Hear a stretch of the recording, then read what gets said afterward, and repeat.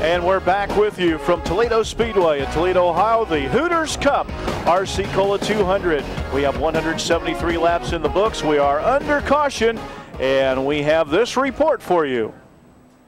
27 laps to go in the Hooters Cup race here. The world pretty much revolves around Dennis Berry and his crew chief Mike Dunn standing on top of the war wagon in the middle of the pits. It's kind of like high stakes poker.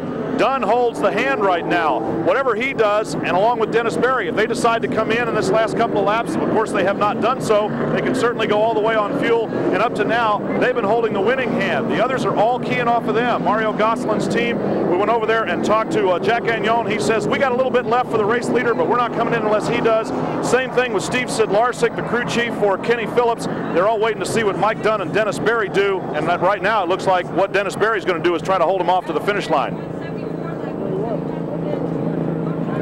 And thank you for that report. Brian Drebber from the pit area, Roby Helm with you, along with Mark Bishardi alongside, along with veteran driver Joy Fair. And Joy, you can hear the strategy beginning to play out as it looks like the top three cars are going to stay out on the speedway. Jody Ridley running fourth. He's got a little bit fresher tires. Then you've got Glenn Gauld in the fifth spot in car number 30. Larry Range, the veteran, in the sixth spot. And in seventh, the driver that you talked about early in the race, the guy to watch at the end, Dave Kuhlman. Yes. Do you think from seventh spot with 25 laps to go, he can be there at the end? Yes, at this track you could if tires and you were very aggressive. So now, from now on, you'll see real racing. And lap traffic yes. doesn't hinder his move to the front. So the pacing yourself now goes out the window. 25 laps to go. It's a Saturday night feature event. Right, it'll be a 30-lap quarter-mile track feature. And the field is coming around off the fourth turn. They put a little speedy dry, Joy, down in turn number 3. And we're talking with Joy Fair, 6-time champion here at Toledo Speedway, as we look at Tony Boswell on the flag stand. And he's got the yellow flag out right now. But putting that speedy dry down in turn 3 and 4, Joy, that's been a hot spot. You've alluded to the bump going into turn 3. That's got to be done just right, but now they put some speedy dry down there. Does that change the deck a little bit? No, not really. In 2 laps here at this track, it's gone, just blows away. And as you can see, Joy Fair joining us up here in the booth, holds 21 track championships around the country, so a lot of experience. And Joy, we appreciate you coming up here this afternoon and sharing a lot of that experience with us. You've told us about closing your eyes down the back straightaway, counting to make the turn, taking the sunglasses with you. And I think if some of our drivers were tuned into our broadcast, they'd be throwing them sunglasses when they come in the pits. Oh, and now the sun may become a factor. I can't tell from here quite, but I think they're going to make, because of the few laps left, they're going to make it without us problem. Well, it may not be directly in their eyes, but it's going to be a glare on the windshield. Yes. Now these cars, they're not running really a glass windshield. It's called Lexan. And you get a lot more glare off of that than you would, say, standard glass? I think so. It's been so many years since you had a glass windshield that I don't know. And also, a lot of the drivers have gone from the open face helmet with the goggles to the closed-faced helmet with the visor on it. Does that make a big difference? No, I've had both. I still prefer and wear goggles, just from old age, I guess. But the helmet with the lens bothers my peripheral vision more than the goggles do.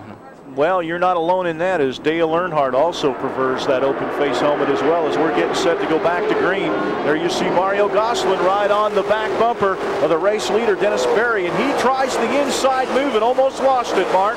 Right, I think he tried to overdrive the race car a little bit. He figured that maybe if he got him on the original start, then he wouldn't have to worry about him as much trying to get by him. Then it'd be the other way around. But it didn't work, so now he's got to try to catch him again. And I just saw smoke come off the back of Dennis Berry's car. So those tires have got to have a lot of wear on them, as the top 3 cars, I believe, have not made a pit stop, and Jody Ridley has moved around. Kenny Phillips in the 15 car. Jody Ridley running third, Joy Fair, and he's digging hard. He seems to understand this. He's done this many times. I think if I'm not even sure if I could count to the high number that we would have. Oh, there's your Dave Coleman. We've got trouble in turn number 2. Bob Blount. Dave Kuhlman involved in the 24 car. He was running in the 7th spot, and he's got both of those cars. The number 1 car, Bob Blount, in the 24. Dave Kuhlman with heavy front end damage. David Kuhlman's a real student of racing. He stops by my shop often. We go eat, and everything is figures and lever arms and moment arms and roll couples, and he really even during the race, his mind evolved around roll couple. If I changed it a little bit, what would it do? So he's a real thinker, but he doesn't. Maybe he was thinking of that instead of wrecking. And let's go pit side with a report on Jody Ridley. I had a quick word with Jody Ridley's brother, Biddle, who acts as his crew chief down there in the pit, and at that point, Jody was running 4th. He said, if we can get around Kenny Phillips, we can run with the leaders, but we're having a lot of trouble getting around Kenny Phillips because he's so good getting into the turns, we can't get underneath him. Well, fellas, you saw that Jody Ridley has now made the move into 3rd spot. The question unanswered is, can he indeed run with the leaders? We'll have to wait for these last 18 laps to see if Jody Ridley's got anything for the front 2 running cars. And there you see Jody Ridley in the 3rd spot, and the guy I think right now in the hot seat's got to be Mario Gosselin in car number 10.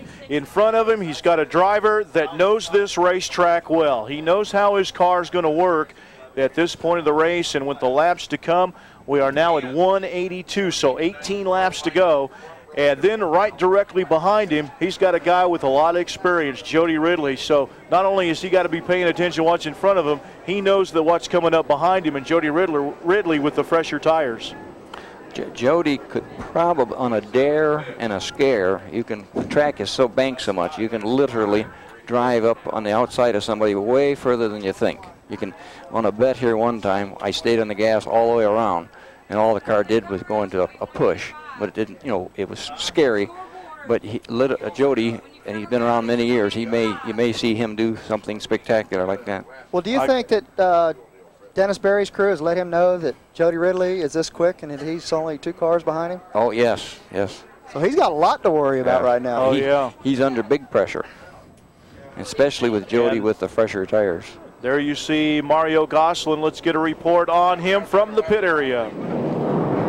Okay, guys, once again, had a quick word with Jack Gagnon, Mario Gosselin's team, the crew chief there. These guys who are French-Canadians living in Florida, he says, I think we've got a little something left, but we're not sure until we get to the last couple of laps of the race. We think we've got something. We've been just riding back there. We know our tires are just as good as his being Dennis Berry's. Whether they've got something, again, we're going to have to wait and see. And now we're down to 15 laps, guys. And one thing that may come into play as we look on our screen, Dick Anderson, a lap down in car number 92. He's going to start to the inside, and I'm not sure if you could look on the scoreboard there, Mark, and see maybe if Anderson is 1 or 2 laps down. He is 2 laps down, so really he can make 1 lap up, but probably not both of them before the end of the race. He could move by the leaders and pick up a lap, but he really hasn't been running that strong today. I don't think that's going to come into play. Dickie, I would feel like, would move out of at least the top 3's way. Let him race. So from there, you just go racing. And Dick Anderson had a situation earlier this year at Huntsville, Alabama, as there was a car that got down a lap early. He let the leaders go, and that driver was Jody Ridley, and Anderson just let him by as we go back to the restart. And that's kind of what we expected. You're talking about an old veteran in the 92 car and expecting the same type of courtesy from Jody if it was the other way around. So Dick Anderson repays the favor from Huntsville when he let Dick Anderson go. Now Anderson in the same spot Ridley was in then, letting him go on this restart. Top 3 cars in your picture. Dennis Berry on the point in car number 11, young Mario Gosselin, 24 years old, out of Lake Wales, Florida, currently 3rd in the Hooters Cup point standings, coming into this race, but looking to move up as Dick Anderson 2 laps down. The point leader, Mike Garvey, retired early after a crash in turn 3. So Gosselin is not only thinking about the win, but thinking about Hooters Cup points and possibly taking over the point lead, but he has not led a lap, so he can't look at those bonus points. And the veteran Jody Ridley, car number 98, in the 3rd spot, but it looks like Mario Gosselin turning up the wick, Mark. He's definitely got something for Berry. Now you got to worry about whether Jody is just kind of waiting to see what these 2 guys are going to do to each other. They're racing each other hard, and he doesn't really want to get up there and mix it up with them yet, but he's definitely got a car that probably could run with them. working lap number 192. When they come around to the stripe next time, there'll be 8 laps to go. So if Mario Gosselin is going to make a move, he's going to have to start getting busy. And it looks like they've got some pretty clear racetrack in front of them as they go around the outside of the 26 car. George Rangel, he gives him plenty of room, lets him go. It is the 11 car. Dennis Berry out in front. Gosselin just a car length behind him, and then 2 car lengths behind Gosselin, just out of your picture. Jody Ridley in car number 98. There you see him in the blue car. Here comes Gosselin looking to the inside, down the front straightaway. Berry gets the high line into the corner, holds him off, and now Gosselin drops back a little bit. Apparently, he wants to reload in that number 10 car and take another shot at him. Well, I think Berry and Gosselin both have more horsepower than Jody's got right now. Jody's having to catch some momentum to try to catch up to him. So it's going to be horsepower against tires here in a few minutes. It's getting down to showtime. When they come by the stripe this time, there'll be 5 laps to go, and they've got lap traffic in front of them. The 6 car of Rick Shepard already involved in a crash today with the 91 car of Garvey. He gives them plenty of room, and Gosselin takes a lot of room on the high side. Right, he just went around to make sure that the lap car couldn't be involved in the finish of this race. And Gosselin right on the back bumper of the race leader as they head down the front straightaway. The lap's winding down. This one's going to come right down to the wire. Does Mario Gosselin have enough to make the move on Dennis Berry? Both of these drivers have not made a pit stop. They have gone the distance. Here they come off the 4th turn. There are now 3 laps to go quickly. Joy Fair, is fuel going to be a problem for either one of these drivers? No, you can do a full 100 here easy. Okay, there you got the word from Joy Fair. Fuel should not be a problem for these 2 drivers. They are riding on the tires they started with. 2 laps to go. They go around the outside of George Rangel in car number 26 once again. And Gosselin has got to start thinking about the move he wants to make on Dennis Berry. But before he makes that move, he's got to catch him first. He's got a car length to make up. White flag is out. 1 lap to go. If the number 10 car of Gosselin's going to make his move, he's going to have to do it now. Gets on the back bumper of Berry, looks to the outside down the back straightaway, gave him just a little bit of a nudge, gave him a break. Now he's moving in on Berry off the 4th turn. Will not get the job done. Dennis Berry will win the RC Cola 200. Mario Gosselin will finish in 2nd. Jody Ridley in the 3rd spot. It'll be the number 30 car in 4th of Glenn Gauld. And rounding out the top 5, it'll be Kenny Phillips in car number 15. And there you see the happy crew down on pit road as Dennis Berry held off a hard-charging Mario Gosselin. Mario looked like he wanted to make the move coming off of turn 2 down the back straightaway, but just wasn't enough room. I think you saw a veteran move there in Dennis Berry. Mario Gosselin was all over his rear bumper, but I don't think that Dennis Berry got in the throttle quite as quick that time to cause Mario to either run in the back of him or get out of the throttle. If in a situation like that, as the leader, if you can stall the man behind you, so by accelerating late, I call it. Right, you're not brake checking, you're just late. And if it's not what we call a Canadian brake check, but if you just don't apply power in the last lap early and even let the guy bump you in the back, this slows him and gives you the rest of that lap to win. You would think Mario Gosselin would know that move, being Canadian. You would think he would, but he's never had the chance for Dickey to show him that move before. And there you see the car down in the winner's circle. Dennis Berry has the helmet off as they get ready to bring him out of the race car. I'll tell you what, today I've had fun with Joy Fair up here in this booth. Joy, it has certainly been a pleasure. I've got to hand it to you. You're a real class act, and we've been watching you for a lot of years, and we appreciate you joining us and adding to the broadcast this afternoon. I've enjoyed being here. Joy Fair, ladies and gentlemen, joining us up here in the booth. 21 track championships, 6 of them here at Toledo Speedway through the years. And as Dennis Berry comes out of the car, the celebration begins, and we'll be back to talk to the winner of the RC Cola 200 right after these messages, so stay with us. We want to hear all about the battle with Mario Gosselin from Dennis Berry when we come back.